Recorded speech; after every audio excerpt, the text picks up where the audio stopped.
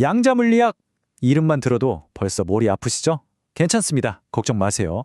오늘 저랑 같이 이 복잡하고 신비로운 세계의 문을 한번 활짝 열어보겠습니다. 우리 삶을 확 바꿀지도 모르는 이 미래 기술의 비밀을 아주 명확하고 또 알기 쉽게 함께 파헤쳐 보자고요. 보통 양자역학이라고 하면 그거 뭐 과학자들이나 하는 어려운 얘기 아니야? 이렇게 생각하기 쉽죠? 근데요, 정말 그럴까요? 전혀요.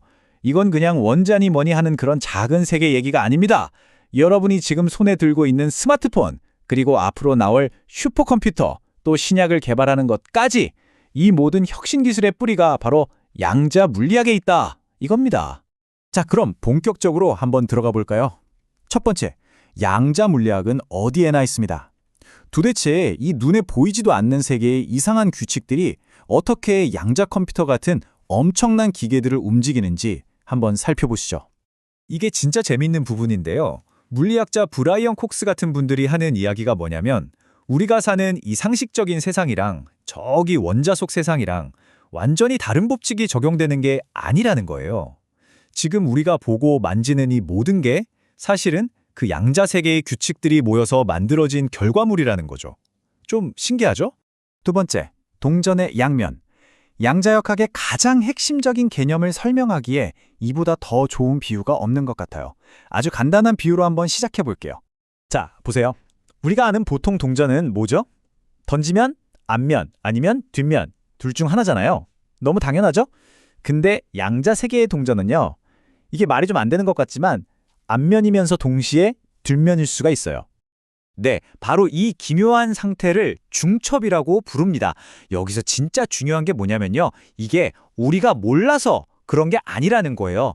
그냥 동전이 아직 안 떨어져서 앞면일지 뒷면일지 모르겠다. 이게 아니고요. 그냥 그 자체가 본질적으로 두 상태를 동시에 갖고 있다는 겁니다. 자연의 근본적인 성질인 거죠. 세 번째, 궁극의 실험. 양자역학의 이 모든 이상한 이야기들을 단 하나의 실험으로 아주 극명하게 보여주는 게 있는데요. 바로 그 유명한 이중슬릿 실험입니다. 실험 자체는 정말 간단해요. 여기 보세요. 전자를 총처럼 쏘는 거예요. 근데 막 여러 개를 한꺼번에 쏘는 게 아니라 딱 하나씩만. 그걸 구멍 2개 뚫린 판에다 쏘고 그 뒤에 스크린에 어디에 맞는지 보는 거죠. 뭐 되게 단순하죠? 자, 여러분이 한번 생각해 보세요. 전자가 그냥 작은 총알이나 구슬 같은 입자라고 생각하면 스크린에 어떤 무늬가 생겨야 할까요? 당연히 그렇죠. 구멍이 2개니까 그 구멍 바로 뒤에 줄 2개가 생기겠죠? 총알이 구멍 하나를 통과해서 벽에 박히는 것처럼요. 이게 우리 상식이잖아요. 그런데 실제 결과는 정말 충격적입니다. 2줄이 아니라 여러 개의 줄무늬가 나타났어요. 이건 마치 물결, 그러니까 파동이 서로 부딪힐 때 생기는 간섭무늬랑 똑같았죠. 이게 무슨 뜻이겠어요? 전자를 분명히 하나씩 쐈는데 이 하나의 전자가 마치 파동처럼 퍼져나가서 두 구멍을 동시에 지나가고 심지어 자기 자신과 간섭했다는 거예요. 와, 입자 하나가 동시에 여러 곳에 있다니 정말 기묘하죠? 네 번째, 으스스한 연결, 그리고 진짜 힘. 자, 그럼 한자의 이상한 행동을 넘어서 이제 여러 입자들이 서로 어떻게 연결되는지 한번 볼게요. 이건 더 기묘합니다. 바로 양자 얽힘이라는 현상인데요. 쉽게 말해서 두 입자가 한번 짝을 맺으면 그 둘은 우주 반대편에 떨어져 있어도 마치 텔레파시가 통하는 것처럼 서로의 상태에 즉각적으로 영향을 준다는 거예요. 운명 공동체 같은 거죠.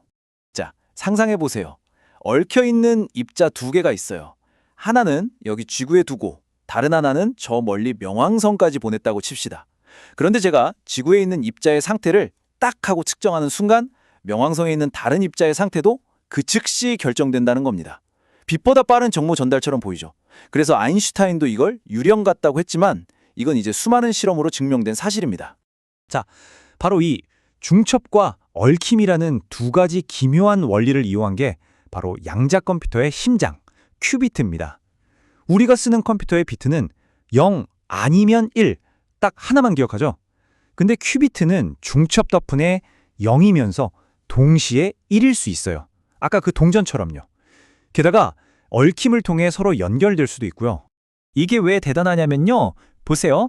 큐비트가 2개면 00, 01, 10, 11 이 네 가지 상태를 한꺼번에 표현하고 계산할 수 있습니다.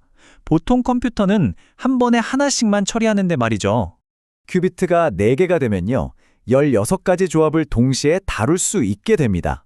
큐비트가 하나 늘어날 때마다 능력이 2배씩 그야말로 폭발적으로 늘어나는 거예요. 자, 그럼 만약에 500개의 큐비트가 있다면요. 계산할 수 있는 상태의 가지수가 2의 500제곱이 됩니다.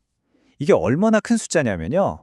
네, 맞습니다. 이 숫자는 우리가 알고 있는 이 우주에 있는 모든 원자의 개수보다고 훨씬 더 많습니다. 다시 말해볼게요.